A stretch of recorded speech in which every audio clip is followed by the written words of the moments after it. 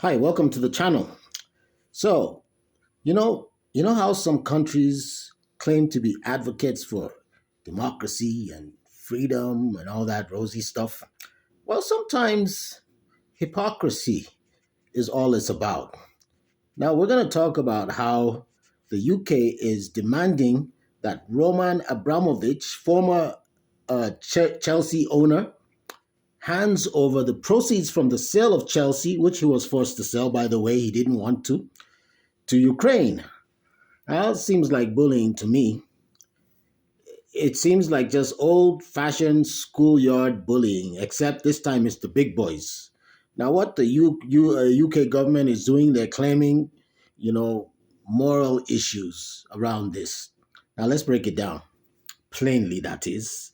Roman Abramovich sold Chelsea under pressure, not because he wanted to.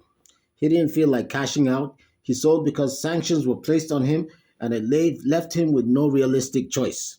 The UK government approved the sale on the condition that proceeds would be frozen and eventually used for humanitarian causes in Ukraine.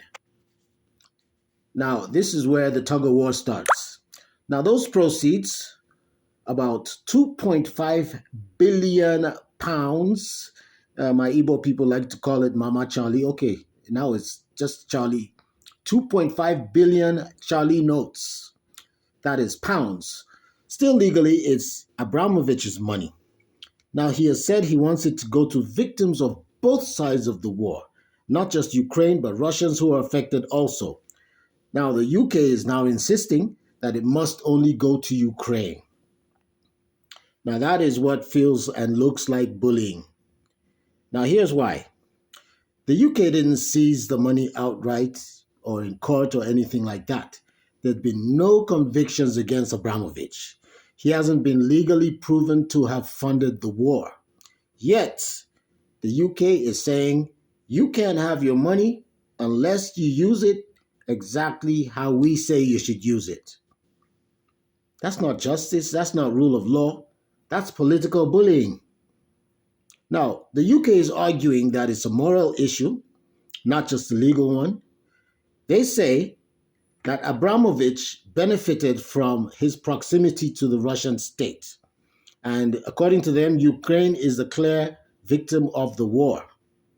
Now, allowing him the discretion could undermine sanctions' credibility, they say. Is that villain like behavior?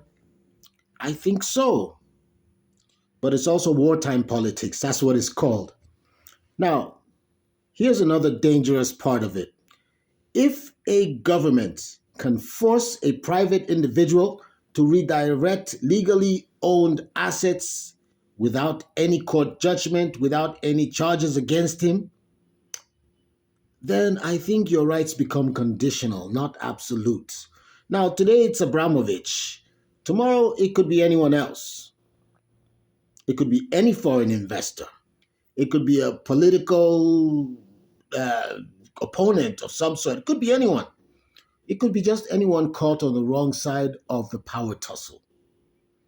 Now, let's be completely honest. If Abramovich were, let's say, American or British or from Saudi Arabia, this would not be happening. It would be very different. This is bullying in a very polished, bureaucratic manner. It is packaged bullying. It's kind of like, the way British sarcasm is. They insult you with a smile on their face. That's what they're doing here. And it's the kind of bullying that happens in the corridors of power among the high and the mighty. So the question here is, when does morality end and coercion and extortion begin? And who decides what is what? This question is way bigger than Abramovich, I tell you. So I have a veteran sports journalist, Ernest Osogwe, here. Ernest, what's your take on this whole thing? Um, Abramovich was forced to sell his team.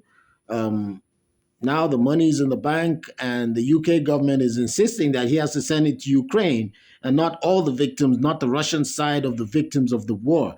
Now, he hasn't been found culpable in any way. So, should the UK government be telling him what to do with the money since it's technically his money?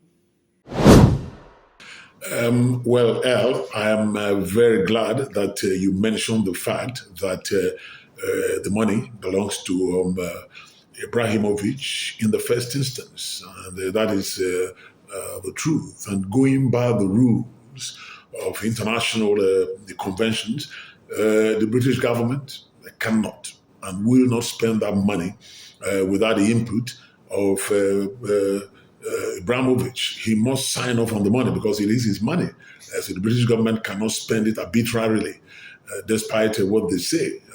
I think that if Abramovich wants to have a say in how the money is utilized, it is within his rights. I must confess, I do not agree with the position that because you're a citizen of a country or because of a certain supposed relationship you have with the leaders, that you should be punished for the actions of that government or the president himself. I mean, I felt really bad that Abramovich rather was forced to relinquish his ownership of Chelsea just because Russia invaded Ukraine. You know, because look, Russia and Ukraine were sanctioned. Right now, Anastasia Pavlyuchenkova is a Russian tennis player. She still plays her tennis around the world. The world number one tennis player, a female, Arena Sabalenka, is Belarusian. She still plays her tennis and is being honored around the world. Victoria Azarenka is a Belarusian tennis player. She still plays her tennis. Why is that? Because the International Convention recognizes that individuals are different from nations. While the national teams of Russia and Belarus have not partaken in any international official events, individual citizens of those countries can do their thing. So I believe that Abramovich is an individual. And having made him to relinquish his ownership of Chelsea, the British government cannot push further to force him to utilize his money any other way in which he does not agree. So I think that Abramovich must have a say in how that money is utilized. And it is within the laws, within the rules of national convention, it is within his rights to determine how the money is spent. And it cannot be coerced or forced by the British government to use it otherwise. So he must sign off on it before it becomes legal. Based on that, I believe it will definitely be against the rules of natural justice if Abramovich is not allowed to have an input in how the money is spent. That's my position. Thanks for watching and supporting my channel. Please subscribe so we can do this again.